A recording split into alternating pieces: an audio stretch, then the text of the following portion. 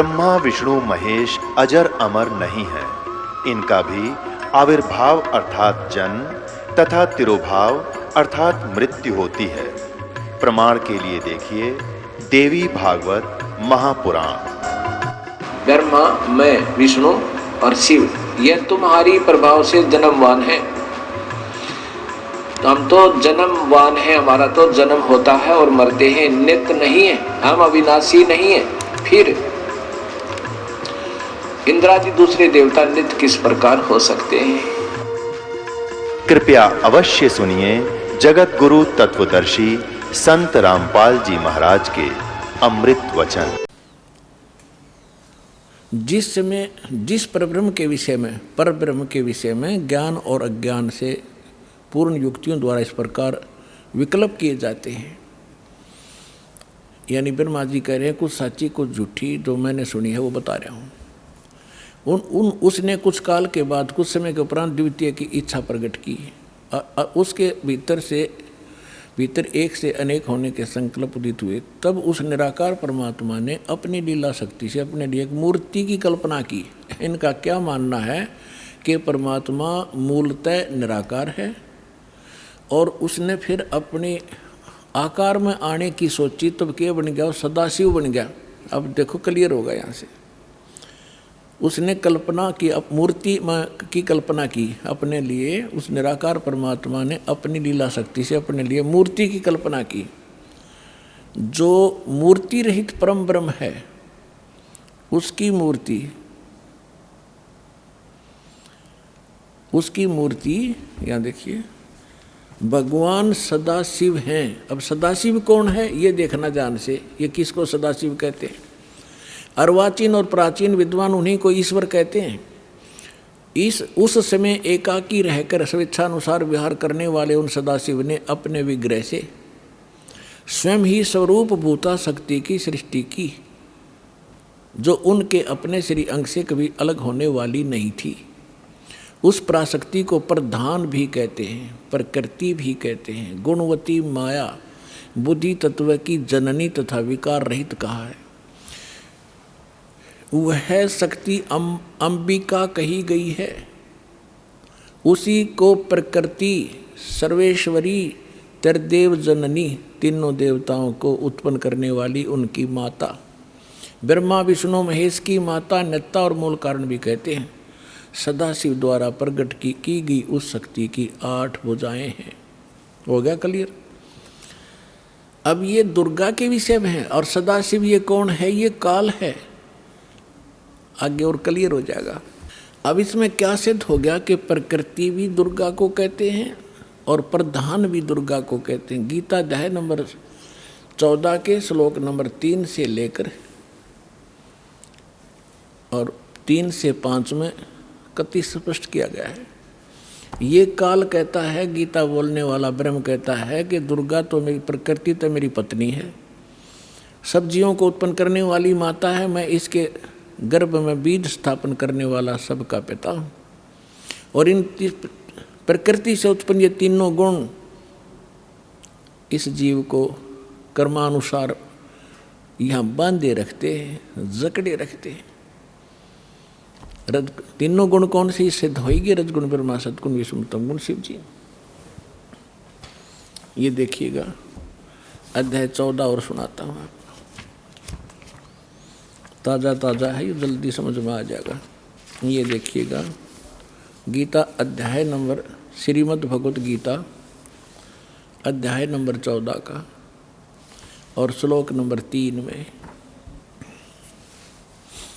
हे अर्जुन, मेरी महत माने प्रधान ब्रह्म, मेरी महत रूप मूल प्रकृति संपूर्ण भूतों की योनि अर्थात गर्भाधान स्थान है। मैं उस योनि में चेतन यानी गर्भ को स्थापन करने वाला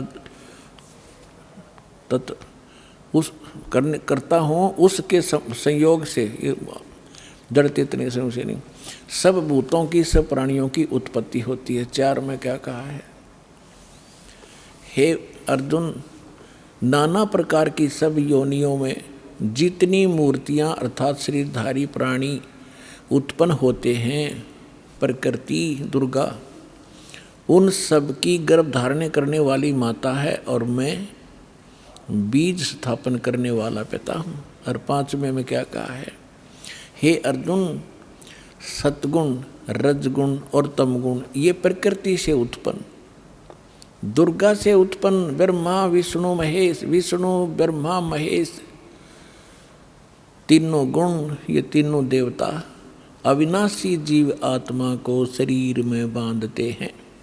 अब इसने काल ने हमें मूर्ख बनाने के लिए ब्रह्मा विष्णु महेश के सिर ठेकरा फोड़ दिया कि ये तीनों देवता ही सबको यहाँ फंसा कर रखते हैं।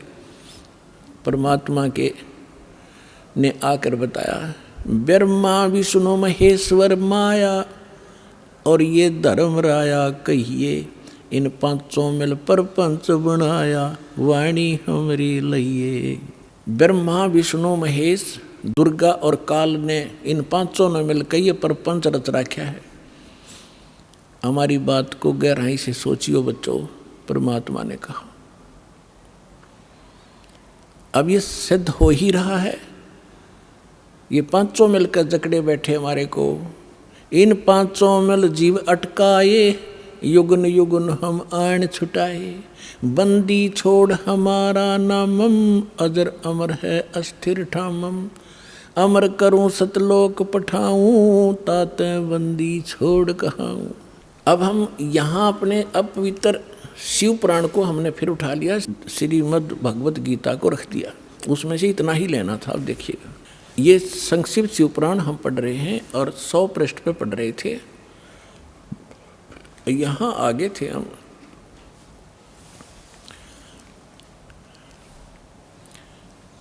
कि जो मूर्ति रहित परम ब्रह्म है उसकी मूर्ति भगवान सदाशिव हैं। अर्वाचीन और प्राचीन विद्वान उन्हीं के ईश्वर कहते हैं। उस समय एकाकी रहकर स्वेच्छानुसार विहार करने वाले सदाशिव ने अपने विग्रह से स्वयं ही एक स्वरूप भूता शक्ति की सृष्टि की, जो उनके अपने श्रीअंग से कभी अलग होने वाली नहीं थी। उस पराशक्ति को अपने विग्रह माने शरीर से निकाली दुर्गा को, ये खुद मान रहे हैं। पुण्यात्माओं, परमात्मा आए थे, ब्रह्मा जी को मिले, विष्णु जी को मिले, शिव जी को मिले। पहली बार तो इन्होंने ज्ञान सुना ढंग से। परमात्मा ने सबसे पहले ब्रह्मा को सृष्टि रचना आदि सुनाई थी। पहले उसने ठीक माना, बाद में काल ने उसके अंदर प्रवेश करके बुद्धि भ्रष्ट कर दी कि ये झूठ बोलता है, मन गणत कहानियाँ हैं, वेद सर्वश्रेष्ठ है, इसके अतिरिक्त कोई बातें मत मानो। तो इस ब्रह्मा जी ने कुछ तो परमात्मा से प्राप्त ज्ञान और कुछ फिर अपने अज्ञान के आधार से ये ज्ञान सुनाना चाहा, तो फिर भी सच्चाई छुपी नहीं। ये क्या कहना चाहते हैं कि श्री सदाशिव पहले निराकार था, फिर सदाशिव बन गया। उसने अपने शरीर से एक शक्ति निकाल ली, वह प्रकृति कलाई, उसी को जगदम्बिका कहते हैं। तीनों देव की जननी ब्रह्मा विष्णु महेश की माता और उसकी 8 भुजाएं। यहाँ कर दिया ना डंगा इसने। और परमात्मा ने पहले ही बता रखा है कि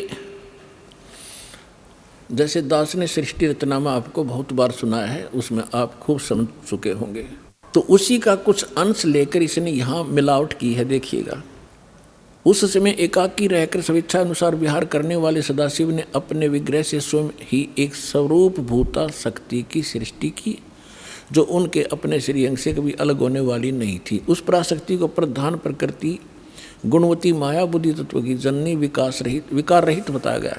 वह शक्ति अंबिका दुर्गा कही गई है। उसी को प्रकृति सर्वेश्वरी त्रिदेव जननी नित्य मूल कारण भी कहते हैं। सदाशिव द्वारा प्रकट की गई उस शक्ति की 8 भुजाएं। होगी क्लियर। नाना प्रकार के आभूषण उसके श्री अंग की शोभा बढ़ाते हैं, श्री अंगों की। वह देवी नाना प्रकार की गतियों से संपन्न है और अनेक प्रकार के अस्त्र शस्त्र धारण करती है। एकाएकनी होकर भी वह माया संयोग वसात अनेक हो जाती है। वे जो सदाशिव हैं, अब ये डेफिनेशन है उस काल की, ब्रह्मा जी बता रहे हैं और अपने सदग्रंथों में लिखा है। देखिएगा, वे जो सदाशिव हैं उन्हें परम पुरुष ईश्वर शिव शंभु और महेश्वर कहते हैं। यहाँ देखना, वे अपने सारे अंगों में भस्म रमाए रहते हैं। उन काल रूपी ब्रह्म ने एक ही समय में शक्ति के नाथ नहीं, शक्ति के साथ, दुर्गा के साथ शिवलोक नामक अक्षेत्र का निर्माण किया था। उस उत्तम अक्षेत्र को काशी कहते हैं। वह परम निर्वाण या मोक्ष स्थान है जो सबके ऊपर विराजमान है। वह प्रिय और प्रियतम रूप, पति पत्नी रूप में शक्ति और शिव, दुर्गा और ये काल, ये स्पष्ट कह दिया। वो काल रूपी ब्रह्म ने, यो काल कहो, ब्रह्म कहो, काल रूपी ब्रह्म कहो, सदाशिव कहो, ये ब्रह्म है। वो शक्ति और शिव ने, दुर्गा और काल ने, वे प्रिय और प्रियतम रूप यानी पति पत्नी रूप में शक्ति यानी दुर्गा और शिव जो परमानंद स्वरूप हैं, उस मनोरम अक्षेत्र में नित्य निवास करते हैं। शिव और शिव मुने, शिव और शिवा ने, काल और दुर्गा ने प्रलय काल में भी कभी उस क्षेत्र को अपने सानिध्य से मुक्त नहीं किया। देवऋषि एक समय आनंद वन में रमण करते हुए शिवा और शिव के मन में यह इच्छा हुई कि किसी दूसरे पुरुष की सृष्टि करनी चाहिए, जिस पर यह सृष्टि संचालन का महान भार रखकर हम दोनों केवल काशी में रहकर सब इच्छा अनुसार विचरें और निर्वाण धारण करें। अब इन्होंने सोचा कि कोई पुत्र उत्पन्न करते हैं, उसको ये सारा काम संभलवा देंगे, हम निर्वाण धारण करेंगे, एकांत में रहा करेंगे। ये देखिए, ऐसा निश्चय करके शक्ति सहित सर्वव्यापी परमेश्वर शिव ने अपने वाम भाग के 10वें अंग पर अमृत मल दिया। फिर तो वहाँ से एक पुरुष प्रकट हुआ, यानी उन्होंने पति पत्नी व्यवहार किया। वहाँ से एक पुत्र उत्पन्न हुआ, उसका नाम के रखा। 102 पृष्ठ पे संक्षिप्त शिव पुराण 102 पृष्ठ पे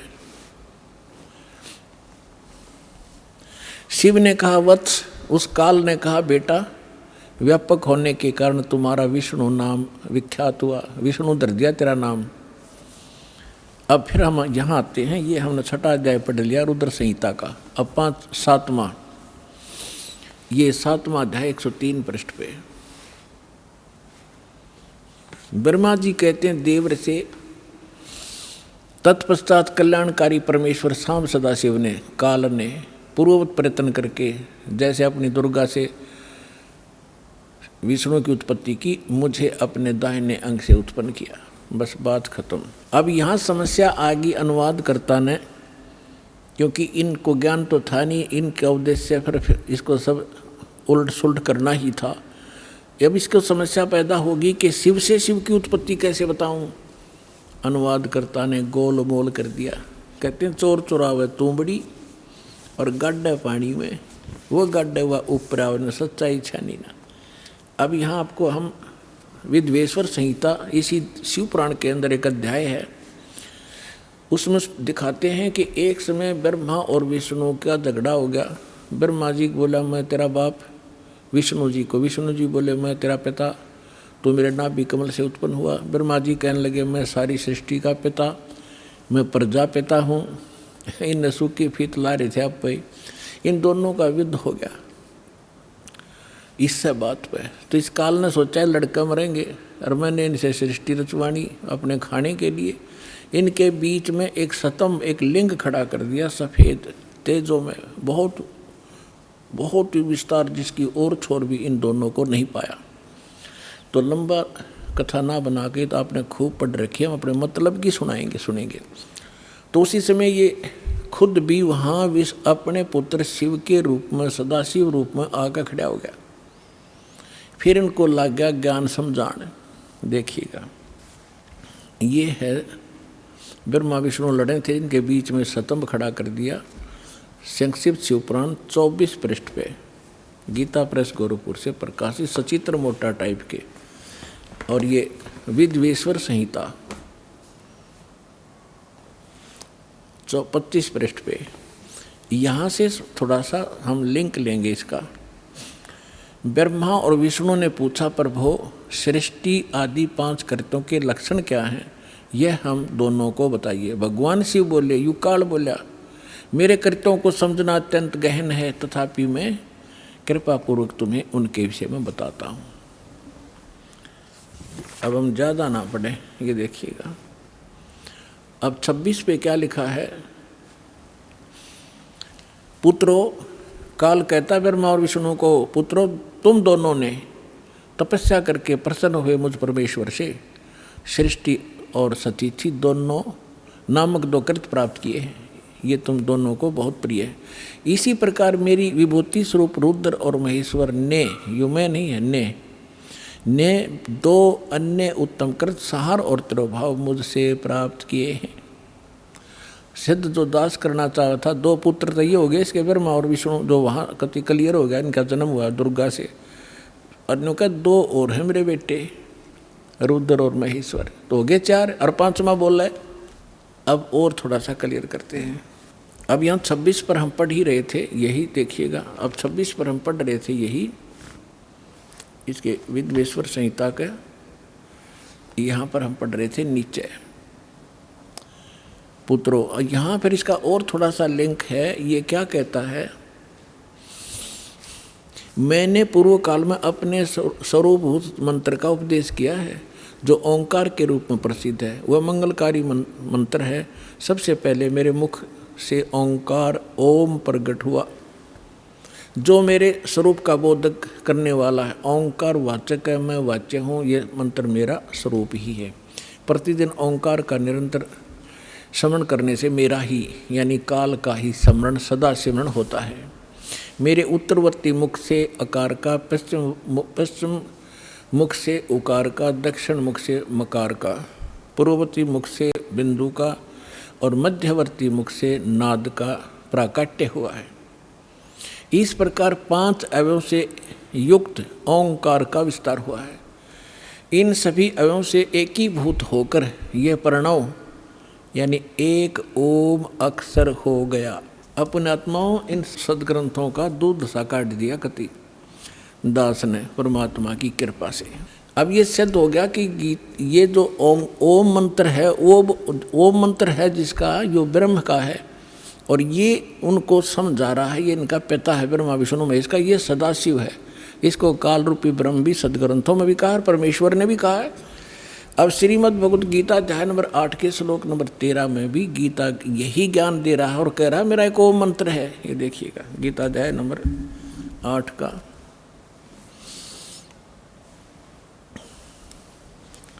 गीता अध्याय नंबर 8 का श्लोक नंबर 13 आपको दिखाते हैं। ये देखिएगा,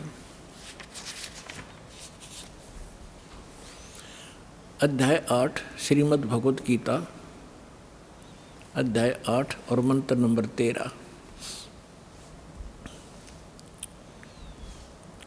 ओम इति एकाक्षरम ब्रह्म व्यवहारण माम अनुसमरण ये प्रियाति तजंदेहम सयाति परमाम गतिम। माम ब्रह्म, मुझ ब्रह्म का ओम ओम यह एक अक्षर मंत्र है, एक अक्षरम, नथिंग एल्स। व्यवहारण अनुसमरण उच्चारण करके सुमन करता हुआ यह प्रियाति तजंदेहम जो शरीर छोड़कर जाता है, सयाति परमाम गतिम जो ओम से मिलने वाली परम गति है उसको प्राप्त होता है। ओम अर्थ इन्होंने ये ओम किया, जो पुरुष ओम ओम इस एक अक्षर रूप ब्रह्म को उच्चारण करता है, एक अक्षर रूप ब्रह्म कहेंगे ये तीनों का मुझ ब्रह्म का केवल एक ओम मंत्र है। इसका उच्चारण करता हो जो शरीर छोड़कर जाता हो, ब्रह्म से होने वाली उपलब्धि जो मोक्ष है उसको प्राप्त करता हूँ। ब्रह्म से कौन सी उपलब्धि है? ब्रह्म से उपलब्धि है ब्रह्मलोक। अब ये देखिएगा 16वां श्लोक है 8वें अध्याय का। हे अर्जुन, ब्रह्मलोक पर्यंत सब लोग पुनरावृत्ति में हैं, यानी ब्रह्मलोक में गए हुए प्राणी भी इन दोबारा जन्म मृत्यु में आते हैं। पुनरावृत्ति का इन्होंने विश्लेषण भी किया है, अर्थात जिनको प्राप्त होकर पीछे संसार में आना पड़े, यानी ब्रह्मलोक में गए हुए प्राणी भी पुनर्जन्म आते। यहाँ इन्होंने अनुवाद थोड़ा सा गलत किया है कि हे कुंती पुत्र, मुझको प्राप्त होकर पुनर्जन्म नहीं होता। देखे बिना दिमाग की बात इनकी। विद्यते का अर्थ विद धातु से बना है, विद माने जानना भी है। जो ये नहीं जानते कि मुझे प्राप्त होकर भी ब्रह्मलोक जाकर भी जन्म मृत्यु होते हैं, तो मुझे मेरी भक्ति करके भी उनकी पुनर्जन्म होता है। जो ये नहीं जानते उनका पुनर्जन्म होता है अर्जुन। जो ये नहीं जानते कि ब्रह्मलोक में गए हुए प्राणी भी वापस आते हैं, तो उनका वो मुझे प्राप्त होकर भी पुनर्जन्म है अर्जुन, उनका पुनर्जन्म है। इसका ये अर्थ है। यदि हम इनका ये अनुवाद सच्चा माने तो अध्याय नंबर 2 का श्लोक नंबर 10-12, अध्याय नंबर 2 का श्लोक नंबर 12 और अध्याय नंबर 4 का श्लोक नंबर 5 और 9, अध्याय नंबर 10 के श्लोक नंबर 2, ये कति गलत हो जाते हैं। देखिएगा, श्रीमद् भगवद गीता अध्याय नंबर 2 और श्लोक नंबर 12, न तो ऐसा ही है कि मैं किसी काल में नहीं था, गीता ज्ञानदाता कह रहा अर्जुन ये ब्रह्म, और तथा अथवा तू नहीं था, अथवा ये राजा लोग नहीं थे,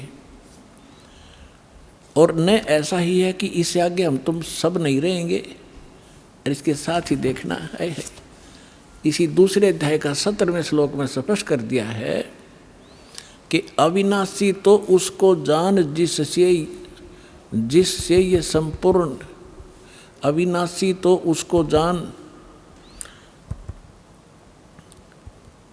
नाश रहित तो उसको अविनाशी, यानी नाश रहित कहो अविनाशी को, अविनाशी तो उसको जान जिससे यह संपूर्ण जगत व्याप्त है, और इस अविनाशी का विनाश करने में कोई भी समर्थ नहीं है। यानी गीता ज्ञान दाता से कोई अन्य है जो वास्तव में अविनाशी है, जिसने सारे ब्रह्मांडों की रचना की है और जो उसी को वही रोके हुए। अध्याय नंबर 4 के श्लोक नंबर 5 और 9 में ये देखिएगा, ये है अध्याय नंबर 4 श्रीमद् भगवद गीता। इसका यहाँ ये 5वां मंत्र यहाँ से स्टार्ट है, लेकिन इसका अनुवाद यहाँ पर है। हे परंतम अर्जुन, मेरे और तेरे बहुत से जन्म हो चुके हैं। इति सिद्धम, गीता ज्ञानदाता भी जन्म मरता है, अविनाशी नहीं है ये। तेरे और मेरे बहुत से जन्म हो चुके हैं, उन सबको तू नहीं जानता, मैं जानता हूँ। और 9वें श्लोक में क्या कहा है, अध्याय नंबर 4 के और श्लोक नंबर 9 में, मेरे जन्म और कर्म अलौकिक हैं, दिव्य हैं। अध्याय नंबर 10 के श्लोक नंबर 2 में ये देखिएगा, अध्याय नंबर 10 और श्लोक नंबर 2 में, मेरी उत्पत्ति को, मेरे जन्म को न देवता लोग जानते हैं न महर्षि जन जानते, क्योंकि मैं सब प्रकार से देवताओं और महर्षियों का आदि कारण यानी इनका जन्मदाता हूँ। यदि गीता अनुवादकों का 8वें अध्याय के 16वें श्लोक का ये अनुवाद सत्य माने कि ब्रह्मलोक में गए वे सब प्राणी पुनरावृत्ति में हैं और मुझे प्राप्त होकर फिर जन्म मृत्यु नहीं होती, तो ये तीनों श्लोक गलत हो जाते हैं, तीनों के तीन। इसका अर्थ ये है कि अर्जुन, जो ये नहीं जानते कि ब्रह्मलोक में गए हुए प्राणी भी पुनरावृत्ति में हैं, उनका पुनर्जन्म अर्जुन, उनका पुनर्जन्म होता ही होता है। अब प्रसंग चल रहा है कि ओम नाम से कौन सी उपलब्धि होती है, वो ब्रह्मलोक में जाते हैं। देखिए श्रीमद् भगवद गीता, वही गीता प्रेस गोरखपुर से प्रकाशित है। इसमें आपको दिखाते हैं 562 पृष्ठ पे, एक बार हिमालय राजा को देवी जी ज्ञान उपदेश कर रही है और ब्रह्म के बारे में जानकारी दे रही है। देखिएगा 562 पृष्ठ, संक्षिप्त देवी भागवत, और ये 7वां स्कंद। यहाँ हम आ जाते हैं, देवी के द्वारा हिमालय को ज्ञानोपदेश, देवी के द्वारा हिमालय को ज्ञानोपदेश, ब्रह्म स्वरूप का वर्णन। श्री देवी जी कहने लगी, पर्वतराज, उस ब्रह्म का क्या स्वरूप है यह बतलाया जाता है। पहले तो अपने बारे में बताती है, मेरी भक्ति कर तो ऐसे ऐसे कर, लेकिन वो कहती है ये भी ठीक नहीं है। उस ब्रह्म का क्या स्वरूप है यह बतलाया जाता है, जो प्रकाश रूप सबसे के अत्यंत समीप में स्थित हृदय रूप गुहा में स्थित होने के कारण गुहाचर नाम से प्रसिद्ध है। महान पद अर्थात परम प्राप्य है। वह है परम सत्य। यहाँ काफ़ी लंबा है लेकिन थोड़ा बताएंगे। वह है परम सत्य और अमृत अविनाशी तत्व है। सौम्य उस वेदने योग्य लक्ष्य का तुम वेदन करो, मन लगाकर उसमें तन्मय हो जाओ। सौम्य उपनिषद में कथित महान अस्त्र रूप धनुष को लेकर उस पर उपासना द्वारा तीक्ष्ण किया हुआ बाण संधान करो और फिर भावनागुत चित्त के द्वारा उस बाण को खींचकर उस अक्षर रूप ब्रह्म को लक्ष्य का बनाकर वेदन करो। प्रणव ओम धनुष है, जीवात्मा बाण है और ब्रह्म उसका लक्ष्य कहा जाता है। यानी जीवात्मा को ओम का जाप करके ब्रह्म के पाने का ही प्रयत्न करना चाहिए। इसका ये सिद्ध है। उस एकमात्र परमात्मा ही को जानो, दूसरी सब बातों को छोड़ दो। देवी कहती है मेरी पूजा भी मत करना, केवल उस ब्रह्म की पूजा करो, केवल ब्रह्म की पूजा करो। उस एकमात्र परमात्मा ही को जाने, दूसरी सब बातों को छोड़ दे। यही अमृत रूप परमात्मा के पास पहुंचाने का वाला पुल है। संसार रूपी समुद्र से पार होकर अमृत स्वरूप परमात्मा को प्राप्त कराने का यही सुलभ साधन है।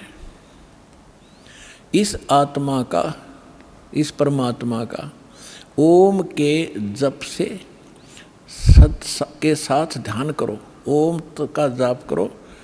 इससे अज्ञान में अंधकार से सर्वथा परे और संसार समुद्र से उस पार जो ब्रह्म है उसको पा जाओगे, तुम्हारा कल्याण हो। ओम नाम का जाप करो और ब्रह्म को प्राप्त हो जाओगे। वो ब्रह्म कहाँ रहता है? यह सबका आत्मा ब्रह्मलोक रूप दिव्य आकाश में स्थित है, ब्रह्मलोक में रहता है। यानी ब्रह्म का साधक ओम नाम का जाप करने वाला ब्रह्मलोक में जाता है। गीता अध्याय नंबर 8 के श्लोक नंबर 16 में क्लियर कर दिया है कि ब्रह्मलोक में गए हुए प्राणी भी पुनरावृत्ति में। और अब ये गीता ज्ञानदाता ब्रह्म है, ये क्या कहता है? अब गीता ज्ञानदाता कहता है कि अर्जुन, उस सच्चिदानंद घन ब्रह्म ने जो अपने मुख कमल से ज्ञान बोला वो वास्तविक ज्ञान है, वो तत्व ज्ञान है। उसमें विस्तार के साथ उस परम पिता के पाणी की जानकारी है। उसको तत्वदर्शी संतों से जाकर समझ, उनको दंडवत प्रणाम करने से, कपट छोड़कर प्रसन्न करने से वो तत्वदर्शी संत तुझे परमात्म तत्व का ज्ञान कराएंगे। चौथे अध्याय के 32 और 34 श्लोक में। 15वें अध्याय के 1 से लेकर 4 का सारांश है कि उल्टे लटके हुए संसार रूपी वृक्ष है, पीपल का वृक्ष समझो, ऊपर को जड़ नीचे को 3 गुण रूपी शाखा है। और जो संत इस उल्टे लटके हुए संसार रूपी वृक्ष की सभी टहनियों समेत बता देगा, सब विभाग बता देगा, वो तत्वदर्शी संत है, वह वेदवित है। परमेश्वर ने यह लीला स्वयं की हुई अपनी मुखारविंद से बोली अमृतवाणी सच्चिदानंद घन ब्रह्म की वाणी। कबीर वाणी में लिखा है, अक्षर पुरुष एक पेड़ है, सरपुरुष वा की डार, निरंजन कहो सरपुरुष कहो, और तीनों देवा शाखा है, ये पात रूप संसार। 15वें अध्याय के 4 श्लोक में कहा कि जब तत्वदर्शी संत तुझे मिल जावे, उसके पश्चात परमेश्वर के उस परम पद की खोज करनी चाहिए, जहाँ जाने के बाद साधक फिर लौटकर कभी संसार में नहीं आते। और जिस परमेश्वर ने संसार रूपी वृक्ष की रचना की है, केवल उसकी भक्ति करो और सब बातें त्याग दे। 18वें अध्याय के 62वें श्लोक में कहा कि अर्जुन तू सर्वभाव से उस परमेश्वर की शरण में जा, उसकी कृपा से ही तू, उस परमेश्वर की कृपा से ही तू परम शांति को और सनातन परम धाम को प्राप्त होगा। तो इससे सिद्ध हो गया कि गीता ज्ञानदाता से अन्य कोई और परम शक्ति है, और गीता ज्ञानदाता भी जन्म मृत्यु के अंदर आता है और ब्रह्म का उपासक ब्रह्मलोक में जाता है, और ब्रह्म से यही एक परम गति होती है, ब्रह्मलोक प्राप्ति होती है। अब हम आते हैं उसी प्रसंग पर जो आज दास आगे बढ़ाना चाह रहा है। 3 देव की जो करते भक्ति, उनकी कदे ना होवे मुक्ति। इन तीनों देवताओं की जो भक्ति करते हैं उनकी कभी मोक्ष नहीं होता। 3 देवता रजगुण ब्रह्मा सतगुण विष्णु तम गुण शिव जी, ये आपको स्पष्ट कर दिया कि स्पष्ट हुआ, अभी प्रमाण दिया था कि रजगुण ब्रह्मा है, सतगुण विष्णु, तम गुण शिव जी। मार्कंडेय पुराण प्रश्न नंबर 123 से। और खेमराज श्री कृष्ण दास प्रकाशन के प्रकाशित देवी भागवत के 5वें अध्याय का 8वें श्लोक में वो स्पष्ट कर दिया। शंकर जी कहते हैं, माता आपने हमें क्यों तमोगुण बना दिया, ब्रह्मा जी को रजोगुण और विष्णु जी को सतोगुण क्यों बनाया। इति सिद्धम रजगुण ब्रह्मा सतगुण विष्णु तम गुण शिव जी। अब हम गीता अध्याय नंबर 7 को फिर पढ़ेंगे। देखिए,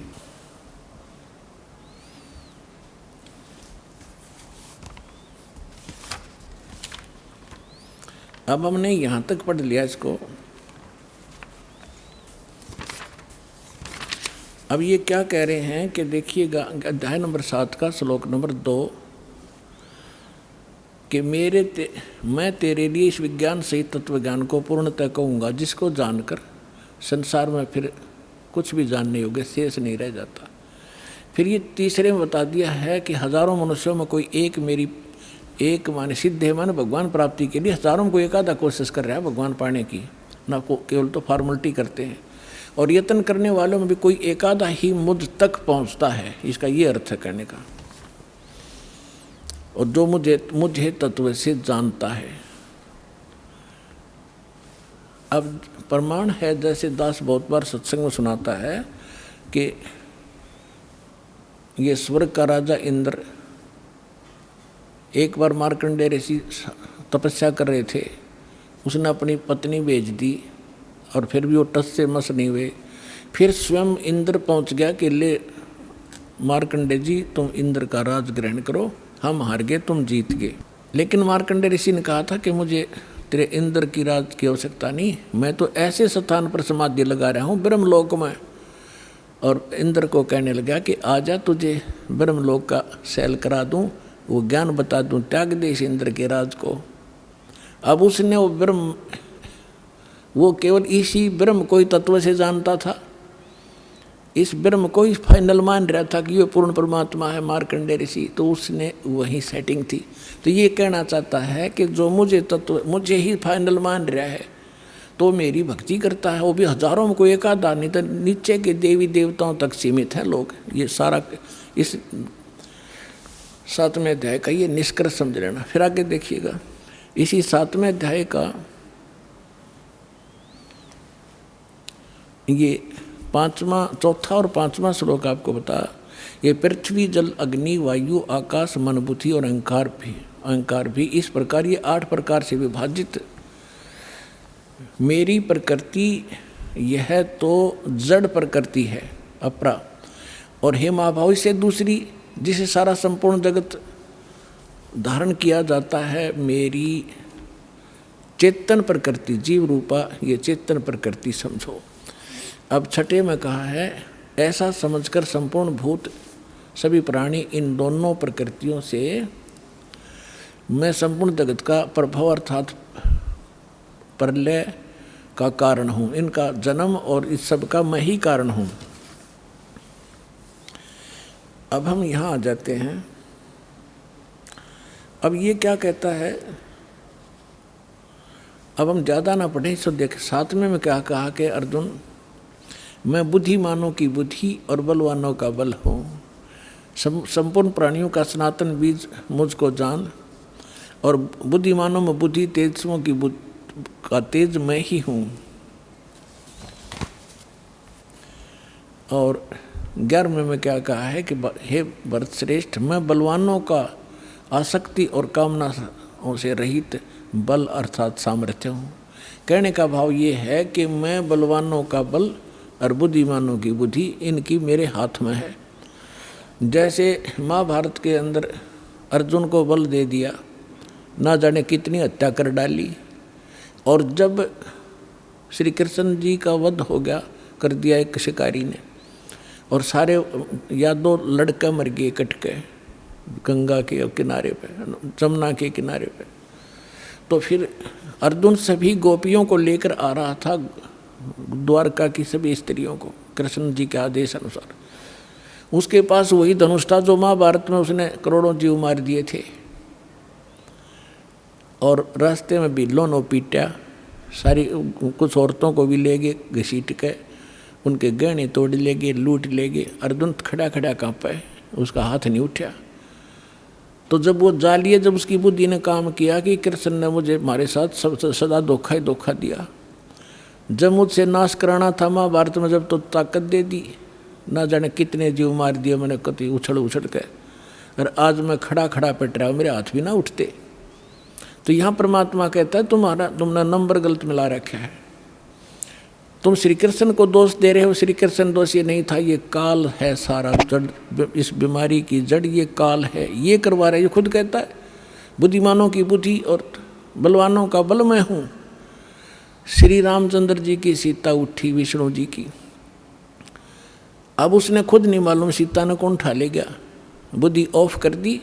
जब पार्वती ने ये कहा शंकर जी से कि मैं इसकी परीक्षा लूँगी, आपको ये विष्णु जी है, भगवान है, वह परीक्षा लेने आई, सीता रूप बना कर जब उसकी बुद्धि ऑन कर दी काल ने, और तुरंत पहचान दी कि तो आप तो दक्ष पुत्री माया हो, और अपनी पत्नी का पता नहीं कौन उठा ले गया। उसने तो हनुमान जैसे चारों तरफ घूम कर ढूंढ के लाए, और उधर पार्वती पहचान ली। तो कहते बलवानों का बल और बुद्धिमानों की बुद्धि मैं ही हूँ। अब ये है निष्कर्ष इस गीता जी के ज्ञान का। ये मारा करते सट्टे गीता जी का सार, तू क्या लाया था, तू जन्म अजन्मा है, जीव तो मरता ही नहीं, बस ये सार है, खाक सार था ये। अब 7वें अध्याय का हम आपको 12वां श्लोक सुनाते हैं, समझाते हैं। गीता अध्याय नंबर 7 का श्लोक नंबर 12 में कहा कि और भी जो सतोगुण से उत्पन्न होने वाले भाव हैं और जो रजोगुण से तथा तमोगुण से उत्पन्न होने वाले भाव हैं, उन सबको मुझसे होने वाले हैं ऐसा जान, परंतु वास्तव में उनमें मैं और वे मुझ में नहीं हैं। अब ये क्या कहता है कि जो भी हो रहा है रजगुण ब्रह्मा से उत्पत्ति, सब जीव विवश हैं संतानोत्पत्ति करने के, इनके बस की बात नहीं। और दूसरा सतोगुण यानी विष्णु जी के सतोगुण से, विष्णु जी के कारण सबकी आपस में मोह ममता में जकड़े पड़े हैं, ये जो हो रहा है। और तीसरा संहार तमोगुण से, शंकर जी से, ये कहता है इसका निमित्त मूल कारण मैं ही हूँ, पर मैं इनसे बाहर रहता हूँ। परमात्मा ने बताया था कि इस काल को 1 लाख मानव शरीरधारी प्राणी नत खाने का श्राप लगा हुआ है, जिस कारण से ये अपने तीनों पुत्रों को इसने गुणयुक्त कर दिया, के गुणयुक्त। अब इनके बस की बात नहीं, इन गुणों को ये ना रोक सकें। जैसे मिर्च में गुण बना दिया मुँह जलने का, तो वो चरचराहट उसका गुण है, तो मिर्च के बस का कोई ना, उसने गुण न खत्म कर लिए। तो इसी प्रकार इस काल ने इनको एक के गुण युक्त कर दिया। अब ये क्या कहता है कि इन से जो कुछ हो रहा है इसका निमित्त कारण मैं ही हूँ, मैं ही करता करवाता हूँ, मैं खाता हूँ, ये पैदा करें, मोह ममता से जकड़े रख कर मार दे। आगे देखो 13वें श्लोक में क्या कहा है, 7वें अध्याय का 13वां श्लोक। गुणों के कार्य रूप सात्विक, राजस और तामस, इन तीनों प्रकार के भाव से ये सारा संसार प्राणी समुदाय मोहित हो रहा है। इन तीनों गुणों से परे, रजगुण ब्रह्मा, सतगुण विष्णु, तमगुण शिव जी से परे मुझ अविनाशी को नहीं जानता। अब ये कहते हैं कि सभी इन ब्रह्मा विष्णु महेश तक की भक्ति में जकड़े पड़े हैं, इनसे ऊपर मैं हूँ ब्रह्म, ये मुझे भी ना जानते। देखिए 7वें अध्याय का 14वां श्लोक। क्योंकि यह अलौकिक अर्थात अति अद्भुत त्रिगुणमयी मेरी माया, रजगुण ब्रह्मा, सतगुण विष्णु, तमगुण शिव जी, बड़ी दुस्तर है, खतरनाक है। और जो पुरुष मुझको निरंतर भजते हैं, यानी ब्रह्म का जो की साधना करते हैं ओम नाम का, वे इस माया का उल्लंघन कर जाते हैं। वो ब्रह्मा विष्णु महेश को ओवरलैप कर जाते हैं, जंप कर जाते हैं ऊपर की साथ, इनसे अधिक राहत मिलती है उससे। आगे देखो 15वें में क्या कहा है, ओए होए, माया के द्वारा जिनका ज्ञान हरा जा चुका है, रजगुण ब्रह्मा, सतगुण विष्णु, तमगुण शिव जी तक की जो बुद्धि, जिनकी बुद्धि वहीं तक सेट है, इनसे आगे कोई सुनना भी नहीं चाहते, वो आसुर स्वभाव यानी राक्षस स्वभाव को धारण किए हुए मनुष्यों में नीच नराधम नराधमा, मनुष्यों में नीच, दूषित कर्म करने वाले मूर्ख, मूढ़ लोग, मूर्ख लोग मुझको नहीं भजते। अब दास आपको सुनाएगा थोड़ा सा मौखिक कथा। अब इसमें ये क्यों कहा है कि तीनों गुणों के पुजारियों को राक्षस कहा और मेरी भक्ति यानी ब्रह्म साधना भी नहीं करते, ये ब्रह्मा विष्णु महेश तक सीमित है, अन्य देवी देवताओं तक सीमित है, इनको राक्षस स्वभाव को धारण किए मनुष्यों में नीच दूषित कर्म करने वाला क्यों कहा?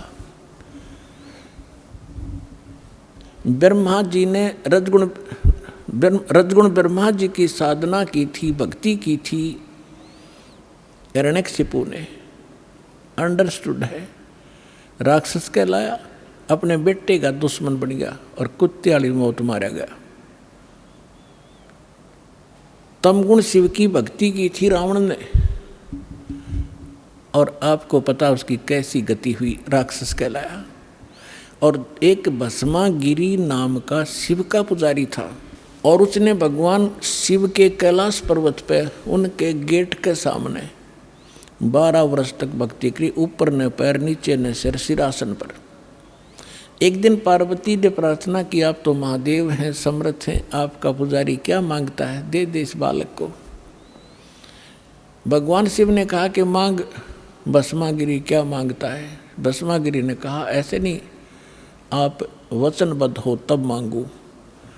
भगवान शिव ने कहा कोई मांग ले, हो गया वचनबद्ध। तो उस भस्मागिरी ने कहा कि आप मुझे अपना भस्म कंडा दे दो। भगवान शिव के पास एक ऐसा कड़ा था जो हाथ में पैर के रखा करते, वो ऐसी सिद्धि युक्त कर रखा था कि जिसके सिर पर न्यू कर दे न्यू कह दे भस्म, वो मर जाता था, भस्म हो जाता था। और इस बात का ज्ञान था भस्मागिरी को। ये गिरी, पुरी, नागा, कनपाड़े नाथ, ये सारे के सारे 10 नामी ये शिव के पुजारी हैं, सन्यासी। तो भगवान शिव ने सोचा ले जंगल में रहता है, अपने बचाव के लिए राक्षसों से लेता होगा, निकाल कर दे दिया भोलेनाथ ने। अब जो ही भस्मागिरी के हाथ में भस्मकड़ा आ गया, उसी समय आंख बदल गया और हंसा न उठा का मार के, ले होले शंकर होशियार, तुझे मारूंगा, तुझे भस्म करूंगा और पार्वती को अपनी पत्नी बनाऊंगा। मैं इसी उद्देश्य से साधना कर रहा था। अपने आत्मा शंकर जी को मृत्युंजय, कालज्ञ, अविनाशी, सर्वेश्वर, सबका मालिक, अंतर्यामी, पता नहीं क्या क्या संज्ञा दिया करते। सूक्ष्म वेद में कहा है कि यदि ये इस अंतर्यामी थे, क्या उस दुष्ट के मन की नहीं जान सकते थे क्या बकवाद लेकर साधना कर रहा है? अविनाशी होते तो क्यों भाग लिए उसके आगे? आगे आगे भगवान और पीछे पीछे पुजारी, दोनों जहाँ 100 की स्पीड पे। अब परमात्मा ने इनकी रक्षा करते हैं मालिक आकर, जब ये हृदय से पुकारते हैं, आपत्ति में होते हैं, ये भी उसी के बच्चे। तो परमात्मा ने पार्वती रूप बनाया, भस्मागिरी और शंकर जी के बीच में खड़े हो गए और कहा संकेत से कि आ जाओ, यहाँ खड़े हो जाओ। अब शंकर जी ने, भस्मागिरी ने सोचा भी बिल्कुल ठीक है, कड़ा मेरे पास है, शंकर जी तो रुका नहीं, अभी 100 किलोमीटर तो रहे, मैं इतने 2 बात कर लेता हूँ। वो खड़ा हो गया। पार्वती बोली आजा, ठीक है, वो तो आएंगे नहीं अब आपके पास, आप मुझे कुछ डांस करके दिखाओ ताकि मैं प्रसन्न हूँ। तो वो कहने लगा मैं साधु संत तपस्वी आदमी, मैंने डांस नहीं आता। पार्वती बोली मैं सिखाऊंगा। भगवान बोले पार्वती रूप में कि चलो मैं सिखाता हूँ, इस हाथ को ऐसे कर, इस पैर ने ऐसे कर, ऐसे कर। जब ऊपर करवा लिया ना, जिस हाथ में कड़ा लिए रहा था, और कह दिया भस्म, रिमोट दबा दिया उसका, भस्मागिरी भस्म हो गया। उसके बाद वो भस्मा असुर कहलाया, भस्मा राक्षस।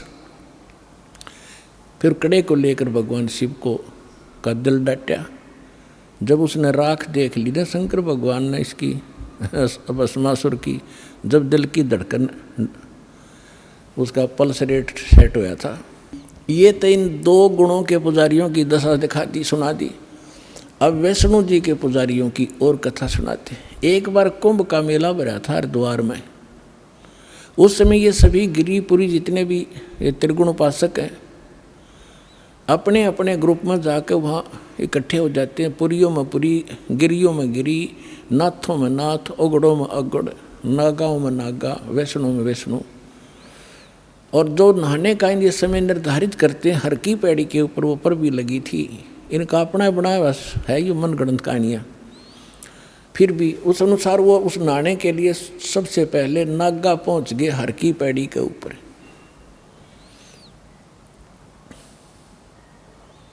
पीछे तागे वैष्णु जो विष्णु जी के उपासक तमोगुण सतोगुण के। अब उन्होंने कहा कि नागाओ तुम बाद में स्नान करना, हम सर्वश्रेष्ठ हैं, हम भगवान विष्णु के उपासक हैं और हम पहले स्नान करेंगे, हम प्रथम स्नान करेंगे। नागाओं ने कहा कि नहीं, हम सर्वश्रेष्ठ हैं, हम त्यागी और बैरागी हैं, हम वस्त्र तक नहीं रखते, हम सर्वश्रेष्ठ हैं, हम सबसे पहले स्नान करेंगे। वैष्णु साधुओं ने कहा कि तुम पशु की तरह नंगे फिरते हो, टट्टी के हाथ भी ना धोते, शर्ट फरडो राख लपेट रखी, तुम काहे के शुद्ध हो, उत्तम हो, बाहर निकलो, हम प्रथम नहाएंगे। अब इतनी अकल थी इन लोगों में। गंगा का पानी मैला हुआ था, 2 मिनट पाछे नहा लेते, वो नहा लें जबकि बिजली गिरी थी वह, पर भी खत्म हुआ थी 2 मिनट में। पर वो नहाना नूना भी भूल गए। भगवान की हर की पैड़ी में भी प्यार नहीं, भगवान का भी डर रहा नहीं, आपस में लड़न लग गए, कत्लेआम कर दिया। 25,000 वह त्रिगुण उपासक वह कट कर मर गए, कत्लेआम कर दिया। तीर तुप, सूक्ष्म वेद में कहा है, तीर तुपक तलवार कटारी जमदड़ जोर बधा हुए हैं, हर पैड़ी हर हेत न जाने वहाँ जाते चलावे हैं, काटे शीस नहीं दिल करुणा ये जग में साधक वावे हैं, जो जन इनके दर्शन को जावे उनको भी नरक पठावे हैं। कहते हैं हर पैड़ी हर हेत ना जाना, और वहाँ कर्द ठोके एक दूसरे ने कत्लेआम करें, और काटे शीस नहीं दिल करुणा, इनमें दया नहीं राक्षसों में। और ये जग में साधक वहाँ में तुम इनको संत भी कहते हो, और इनका जो अनुयायी बनता है उनको भी ये पाठ पढ़ावे हैं, यानी उनको भी नरक में ठोक देते हैं। अपने आत्माओं, ये है श्रीमद् भगवद गीता जी का सार। अब गीता ज्ञानदाता ब्रह्म कहता है कि मेरी साधना 4 प्रकार की करते हैं, ये ब्रह्म कहता है। ब्रह्म की साधना भी 4 प्रकार के करते हैं, जिनमें अर्थार्थी, आर्थ, जिज्ञासु और ज्ञानी। अर्थार्थी तो जो धन लाभ के लिए कोई अनुष्ठान करता तो वेद मंत्रों से ही करता, वो जय गणेश देवा माता धारी पार्वती ये इस तरह की आरती नहीं करता। वो व्यक्ति केवल वेदों के ही मंत्रों से अनुष्ठान करता है अपने धन लाभ के लिए। आर्त मानी संकट निवारण के लिए भी कोई साधना अनुष्ठान करता है, वेदों के मंत्रों से ही करता है। वो ब्रह्म, अपने आप को ब्रह्म का पुजारी कहता है, जो हवन हवन करते रहते हैं। और तीसरा जिज्ञासु होता जो भगवान के लिए निकलता है, ज्ञान ग्रहण करता करता स्वयं वक्ता बन जाता है, वो भी अपना जीवन नाश कर लेता है। और चौथा बताया ज्ञानी उसको कहते हैं जिसको ये पता हुआ कि मनुष्य जीवन बार बार नहीं मिलेगा, और मनुष्य जीवन का मूल उद्देश्य केवल आत्म कल्याण कराना है, और जन्म मृत्यु जब तक नहीं समाप्त होगी, जरा मरण का रोग नहीं कटेगा, तो कोई फायदा नहीं इस जीवन का।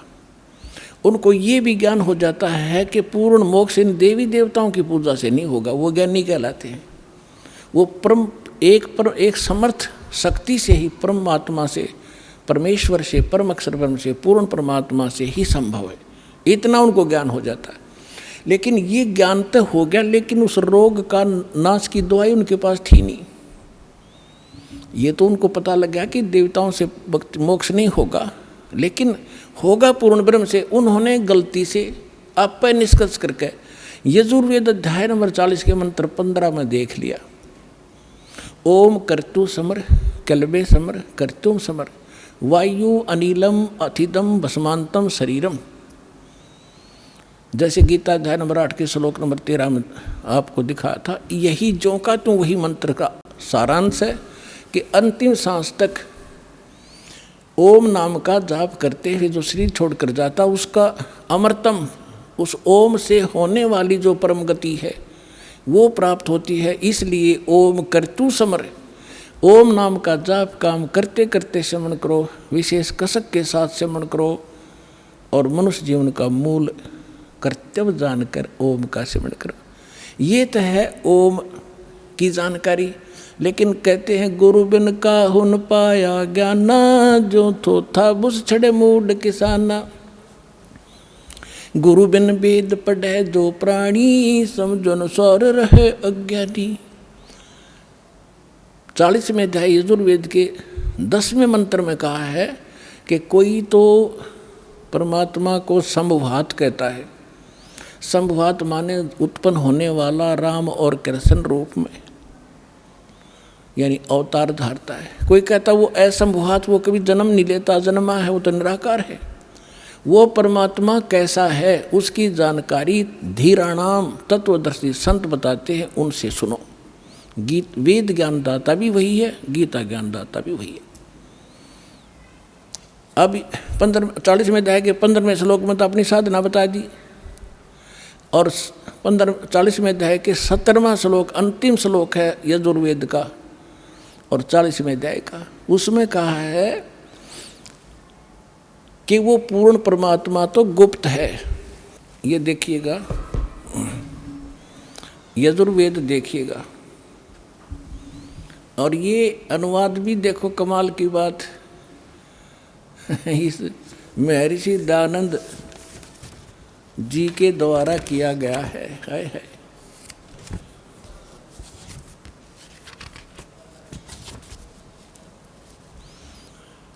प्रकाशक है सार्वदेशिक कार्य प्रतिनिधि सभा 2/5 महर्षि दयानंद भवन रामलीला मैदान नई दिल्ली से।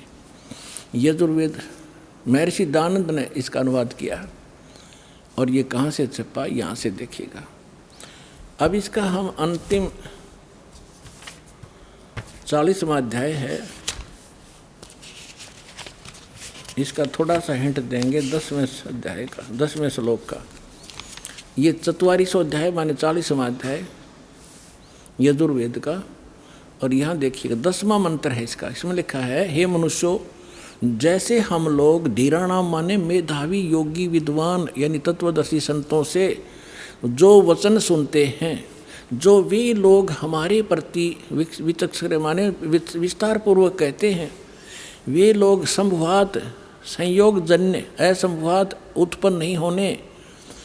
इसका अर्थ ये है आहु यात एवं कार्य का फल आहु माने कहते हैं उत्पन्न होने वाला, अन्यत यानी अन्य कुछ आहु माने कहते हैं। इस प्रकार इस बात को तुम भी सुनो। अब ये क्या बताना चाह रहा है, ये अनुवाद से न करना नहीं आया, क्योंकि तो अज्ञानी था कति 1 नंबर का, मैं ऋषि दयानंद को आया। इसका अर्थ है वेद ज्ञानदाता कहता है कि कोई तो परमात्मा को संभवात कहता है, जन्म लेने वाला, और को असंभवात। आइए अब हम उन श्रद्धालुओं के अनुभव जानते हैं जो जगत गुरु तत्वदर्शी संत रामपाल जी महाराज जी से दीक्षा प्राप्त कर चुके हैं तथा उनके द्वारा बताए गए भक्ति मार्ग पर चल रहे हैं। नमस्कार सर। नमस्कार सर। सर क्या नाम है आपका? प्रेमचंद्र साक्य। प्रेमचंद जी, आप कहाँ से हैं? तहसील अलीगंज, जिला एटा, उत्तर प्रदेश। सर संत रामपाल जी महाराज से कब जुड़े आप? 1 नवंबर 2010 में। संत रामपाल जी महाराज से नाम दीक्षा लेने से पहले क्या आप कोई भक्ति साधना भी करते थे? जो भी संसार में लोक रीत की भक्ति ब्रह्मा विष्णु शंकर की चलती है करता था। सन 1984 से लेके 2010 तक मैं रामलीला का डायरेक्टर रहा और सीनियर कलाकार भी था। सर फिर आप संत रामपाल जी महाराज की शरण में कैसे आए? हमें 2010 में संत रामपाल जी महाराज की पुस्तक ज्ञान गंगा मिली। जब उसे हमने पढ़ा तो हमने सत्य ज्ञान को समझा और समझा कि ये हम जो साधनाएं कर रहे हैं और जो ड्रामा खेल रहे हैं, नाम नाटक कर रहे हैं, ये तो कतई कचड़ा है। ये हमारी मुक्ति का मार्ग नहीं, हमें अपनी ज़िंदगी का सुधार करना है। ये तो नकल है। इसको सोचते हुए परमात्मा ने दया की और मुझे जो है 1 नवंबर 2010 को हमें संत रामपाल जी महाराज से ने दया कर दी और इस दास को जो है नाम उपदेश मिल गया। सर, संत रामपाल जी महाराज से नाम दीक्षा लेने के बाद क्या आपको कोई लाभ भी प्राप्त हुए? सर, नाम दीक्षा लेने के बाद हमारा बच्चा जो 2010 में दीक्षा ली है और 2011 में हमारा बच्चा फल तोड़ने के लिए जो खिन्नी होती है छोटी छोटी, उस फल तोड़ने के लिए पेड़ पर चढ़ा और पेड़ पर चढ़ने के बाद करीब 18 से 20 फीट की ऊंचाई से गिर गया। बच्चों ने घर आके सूचना दी कि आपका बच्चा गिर गया है। तो हमारी पत्नी और हमारी बेटी गई, उसे उठाया, कहा कि बेटा उठ सकते हो? उन्हें हाँ उठ लेंगे, उन्हें खड़े हो जाओ, उन्हें खड़े हो जाएंगे, चल लेंगे, उन्हें हाँ चल लेंगे। तो वो अपने पैरों से चल के आया, उसे कोई भी चोट नहीं आई। हमारे संत रामपाल जी महाराज ने ऐसी दया की कि जो इसकी हम कल्पना भी नहीं कर सकते थे। हमारी बेटी ने आके मुझे बताया कि पापा वो धनंजय जो है पेड़ से गिर गया है। हमने कितनी ऊंचाई से गिरा है? कि पापा ऊंचे से नहीं गिरा है।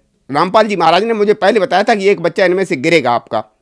तो हमने कहा मालिक आपकी शरण में होते हुए गिरेगा तो मैं इसका क्या इलाज कर सकता हूँ। तो इतना गिरने के बाद मालिक ने मुझे कतई कोई न खरोंच आई, न कोई दिक्कत आई, न कहीं ले जाना पड़ा और बच्चा हमारा आज भी स्वस्थ है और न कोई हमारे सामने परेशानी आई है। और जो भी परेशानी आती हैं छोटी मोटी, वो मालिक बाईपास रोड से निकाल करके हमें बिल्कुल स्वच्छ और साफ बनाए हुए हैं। सबसे पहला लाभ तो ये मिला कि मालिक की शरण में आने से पहले मालिक से ये दया करता था। मैं नंबर 1 का शराबी नशेड़ी था, यानी प्रतिदिन कम से कम 5 से 6 बोतल शराब पीना, 4 से 5 बंडल बीड़ी और करीब करीब जो है 50 ग्राम से 60 ग्राम तंबाकू प्रतिदिन खाता था। संत रामपाल जी महाराज ने हम पर इतनी दया की कि जो ये पहले नशा वगैरह जितने थे सब मुक्त कर दिए मुझे। ये उनकी विशेष कृपा रही इस कुत्ते पर। सर, जैसा कि सुना है बहुत सारी मुहिम चलती हैं, बहुत सारी संस्थाएं हैं जो नशा मुक्ति अभियान चलाती हैं, लेकिन उसके बावजूद भी नशा लोगों का नहीं छूट पा रहा है। लेकिन संत रामपाल जी महाराज से नाम दीक्षा लेने के बाद लोगों का नशा छूट जा रहा है। यह कैसे संभव हो रहा है? इसके लिए सबसे पहली बात तो ये कि जब लोग रामपाल जी महाराज से उपदेश लेते हैं, इसके बाद वो जो है जब मंत्रों का जाप करते हैं तो उनकी स्वतः ही इच्छा धीरे धीरे इस नशा से खत्म होती चली जाती है और संत रामपाल जी महाराज की कृपा से सब नशा से मुक्त हो जाते हैं। कोई भी ऐसा उनका जो उनसे शिष्य नहीं है जो जिसने संत रामपाल जी महाराज से उपदेश लेकर के कोई नशा करता हो। ये विशेष नशा मुक्त अभियान, दहेज मुक्त अभियान और संसार को सुखी समृद्ध बनाने के लिए संत रामपाल जी की कई मुहिम ऐसी चली हुई हैं जिसके अभियान के तहत हर वक्त संत रामपाल जी महाराज की कृपा से सब सुखी हैं। सर, आपके गुरुजी जगतगुरु संत रामपाल जी महाराज ने नशा, दहेज, भ्रष्टाचार मुक्त अभियान चला रखे हैं। अगर कोई दर्शक इन अभियानों से जुड़ना चाहता है तो वह कैसे जुड़ सकता है? उसके लिए उसे जो है सबसे पहले साधना टीवी पर जो पीली पट्टी आती है उस पर नंबर आता है। उस नंबर को देख करके, उस नंबर को देखने के बाद जो उनसे फ़ोन करके वो उनसे नाम दीक्षा ले सकता है और नाम दीक्षा लेने के बाद वो सद्भक्ति करेगा तो आराम उसे गारंटी 100% नहीं 110% गारंटी है कि वो नशा मुक्त हो जाएगा और समाज को स्वच्छ हो जाएगा। सर, जो श्रद्धालु आज आपको देख रहे हैं, आप उन्हें क्या कहना चाहेंगे? हमारा उन सभी भाइयों से अनुरोध है कि समाज को साफ, स्वच्छ और दुनिया में होने वाली लूट मार, चोरी, डकैती जैसे बुराइयों से बचने के लिए संत रामपाल जी महाराज की शरण ग्रहण करके सद्भक्ति करो, जो कि शास्त्रों पर आधारित है। शास्त्र आधार पर भक्ति करने से सभी सुख होते हैं और सभी समाज से उत्पन्न बुराइयां खत्म हो जाती हैं। मन में पैदा हुए विकार अपने आप स्वतः खत्म हो जाते हैं। इसलिए संत रामपाल जी महाराज से नाम उपदेश लेकर और सद्भक्ति करना बहुत अनिवार्य है। धन्यवाद सर। सत साहिब।